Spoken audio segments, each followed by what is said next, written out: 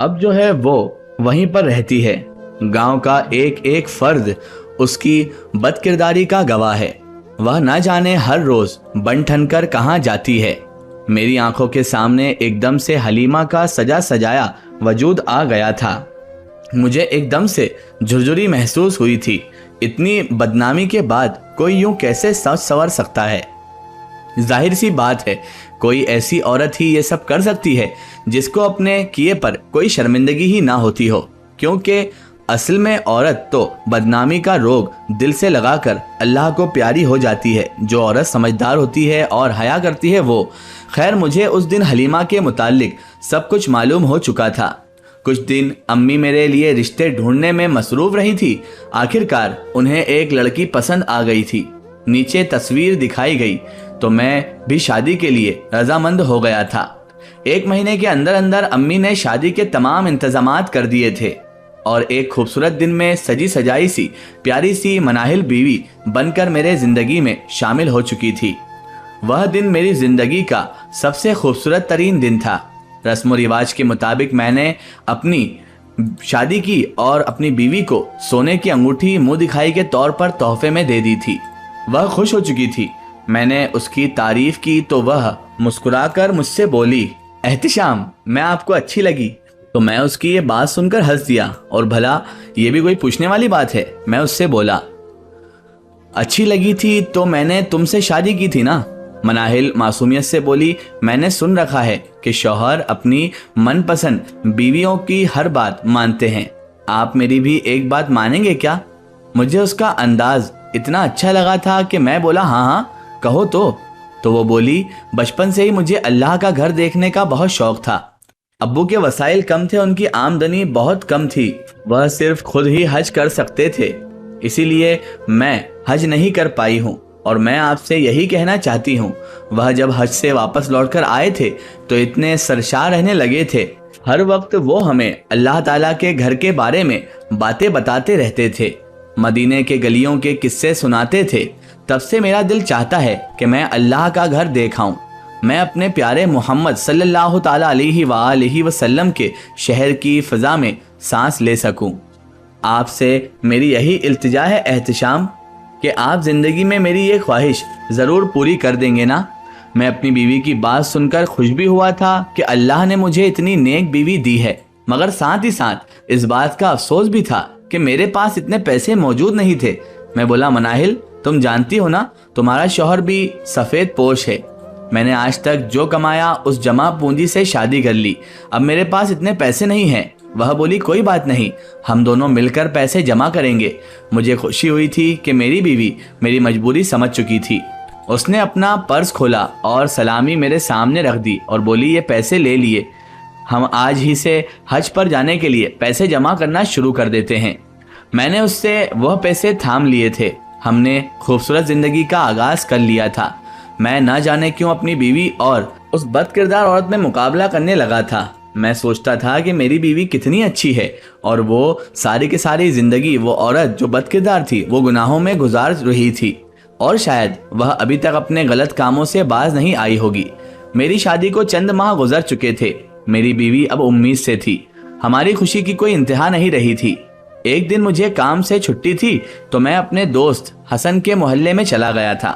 میں جیسے ہی اس کے محلے میں داخل ہوا، میرے کانوں میں نرم سی آواز گونجی تھی، شامی، میری بات سن۔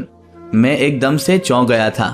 میں نے جب ادھر ادھر نظریں گھما کر دیکھا تو مجھے دروازے میں کھڑی حلیمہ نظر آئی تھی۔ آج بھی اس نے صاف ستھرا لباس پہنا ہوا تھا، مگر اس کا چہرہ اس کی بدحالی کا گواہ تھا۔ اندر جو ہی دھسی آنکھیں سے وہ مجھے ٹکر ٹکر کر کے دیکھ رہی تھی، اور مجھے اس کے چہرے سے گھن آ رہی تھی۔ میں کچھ کہے بنا آگے بڑھنے لگا ہی تھا کہ اچانک وہ بھاگ کر میرے پاس آ گئی اور اس نے میرا دامن پکڑ لیا۔ وہ رونے لگی تھی، بولی، شامی، 3 راتوں سے بھوکی ہوں، اللہ کے واسطے مجھے کھانا کھلا دے، میں بھوک سے اگر مر گئی تو تم گاؤں والے اللہ کو کیا جواب دو گے؟ اللہ جب تم لوگوں سے پوچھے گا کہ تم لوگوں نے میرے ایک بندے کو اس کے کیے کی سزا دنیا میں ہی کیوں سنا دی؟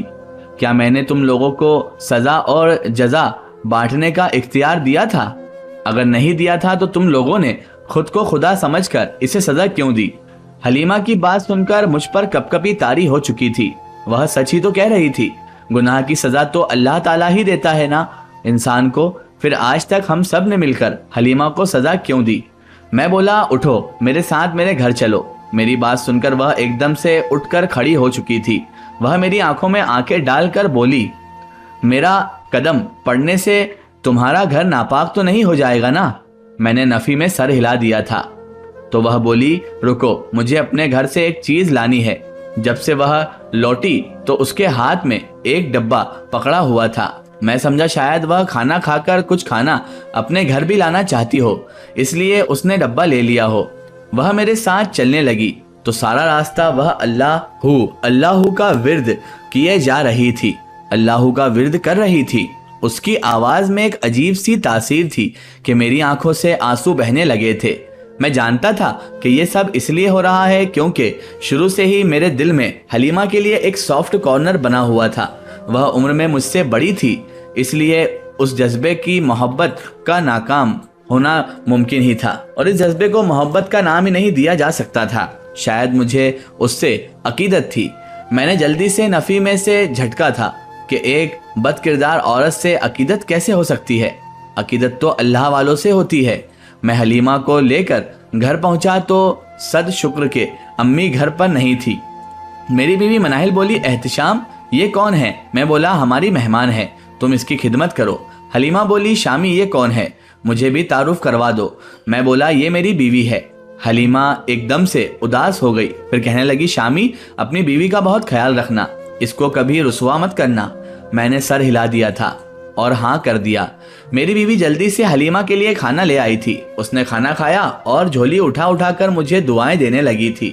مناہل نے ایک ڈبے میں حلیمہ کے لیے کھانا ڈال دیا تھا تاکہ وہ ساتھ لے جائے۔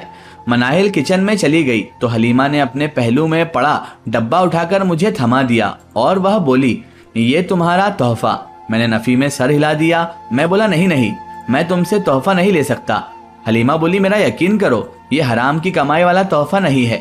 میں شرمندہ ہو کر رہ گیا تھا۔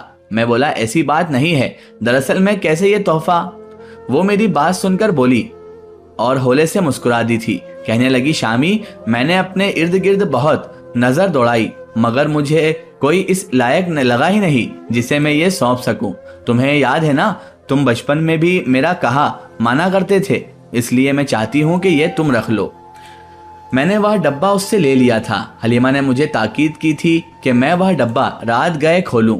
حلیمہ کو میں اس کے گھر چھوڑ آیا تھا۔ اب مجھے رات کو بڑی بے چینی سے انتظار ہو رہا تھا کہ کب رات ہوگی، نہ جانے حلیمہ مجھے کیا تھما گئی ہے۔